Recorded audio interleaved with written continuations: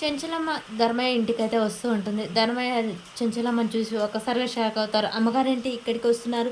ఏం జరుగుంటుంది? అని చెప్పేసి వీళ్ళిద్దరు భయపడి చూస్తూ ఉంటారు. ఇంతలోపే చెంచలమ్మ అయితే లోనికొస్తుంది. అమ్మగారు రండి, అమ్మగారు రండి, నమస్కారం, నమస్కారం అమ్మ, నమస్కారం అని చెప్పేసి ధర్మయ్య భార్య చాలా భయపడుతూ ఉంటారు. ఇక చెంచలమ్మకు అట్లా నమస్కారం పెడతారు. నమస్కారం అన్నయ్య గారు, మీరు నన్ను క్షమించాలి అని చెప్పేసి చెంచలమ్మ 2 చేతులు దండం పెట్టి అడుగుతూ ఉంటుంది. అయ్యయ్యో అమ్మగారు, ఏంటి మీరు మమ్మల్ని క్షమాపణ అడగటం ఏంటి? మేము తప్పు చేస్తే మమ్మల్ని క్షమించాలి, మీరు అలా మాట్లాడకండి, అమ్మగారు కూర్చోండి అని చెప్పేసి కూర్చోబెడతారు. తులసి వెళ్ళి అమ్మగారు కాఫీ తీసుకురా. వద్దు వదిన, కాఫీ ఏమీ వద్దు, అన్నయ్య నువ్వు కూర్చో అని చెప్తూ ఉంటుంది. పర్వాలేదమ్మా, పర్వాలేదన్నయ్య కూర్చో అని చెప్పగానే ధర్మయ్య కూర్చుంటాడు. వదిన ఇప్పుడు కాఫీ ఏమీ వద్దు అనగానే, ఏంటమ్మా ఇలా వచ్చారు అని చెప్పేసి ధర్మయ్య భార్య బాధపడుతూ ఉంటారు. ఒక కూతురు మీద మీ ప్రేమ ఎంత గొప్పదో నేను అర్థం చేసుకోలేకపోయాను. సింధూరం మీద ఉన్న మీ ప్రేమ వల్ల నేను అపార్థం చేసుకున్నాను. నాకు సింధూర్ అంటే ప్రాణం. నా ప్రేమ, నా స్వార్థం నా కోడలికి పెళ్లి చేస్తే ఎక్కడ దూరం అవుతుందో, ఎక్కడ తను నా నుంచి దేవుడు లాగేసుకుంటాడో, నా కొడుకు దూరం అయ్యాడు, నా కోడలైన కళ్ళ ముందర ఉండాలి అని చెప్పేసి నేను భయంతో, ఆందోళనతో ఇన్ని రోజులు మీ ప్రేమని అర్థం చేసుకోలేను. బాగా ఆలోచించి అయితే ఒక నిర్ణయం తీసుకున్నాను అనగానే ధర్మయ్య అడలిపోతూ ఉంటాడు. ఏం చెప్తుంది అని. చెంచలమ్మ, నేను నా కోడలు సింధూరకు పెళ్లి చేయాలనుకుంటున్నాను అని చెప్పేసి చెంచలమ్మ అయితే చెప్తుంది. ఆ మాట వినగానే ధర్మయ్య భార్య ఎక్కలేని 1000 ఏనుగుల బలంతో సంతోషం అయితే వాళ్ళకు వస్తుంది.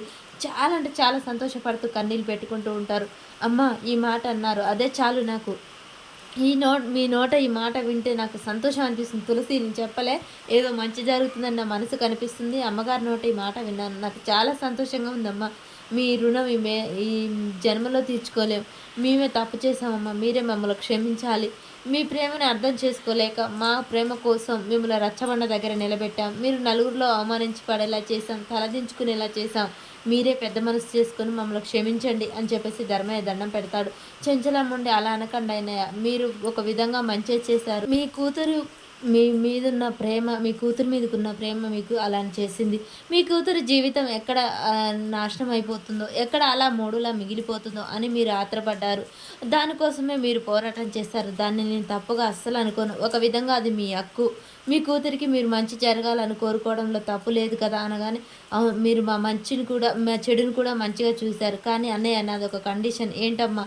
మీ కూతురు పెళ్ళి మీ కూతురులా కాకుండా ఈ చెంచలమ్మ కోడలుగా జరగాలి, అదే నా కోరిక అని చెప్పేసి అనగానే ధర్మయ్య ఆమెటిని, అంతకు మించిన భాగ్యం మా తల్లి, నీ చేతుల మించి ఈ పెళ్ళి జరగడమే మాకు చాలా మేలు అని చెప్పేసి అనగానే, సరే ఇక నేను వస్తాను అని చెప్పేసి చెంచలమ్మ అక్కడి నుంచి వెళ్ళిపోతూ ఉంటుంది.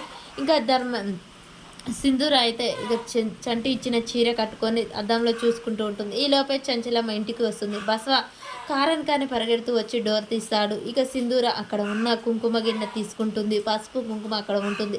ఆ కుంకుమ గిన్నె తీసుకొని బొట్టయితే తన దగ్గర ఉన్న నల్ల బొట్టు తీసేసి ఆ కుంకుమ పెట్టుకుంటూ ఉంటుంది. చెంచలం ఈలోపే లోనికి వస్తూ ఉంటుంది. సింధూర బొట్టు పెట్టుకొని తనని తను చూసుకొని మురిసిపోయి కన్నీళ్లు పెట్టుకుంటుంది. అక్కడే ఉన్న గాజులు తీసుకుంటుంది.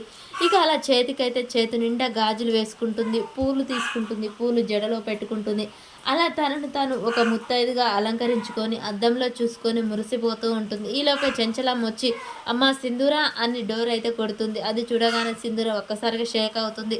అమ్మ డోర్ తీ అని చెంచలమ్మ అంటుంది. మరి సింధూర డోర్ తీసి అలాగే బయటకు వస్తుందా? అసలు ఏం జరుగుతుంది?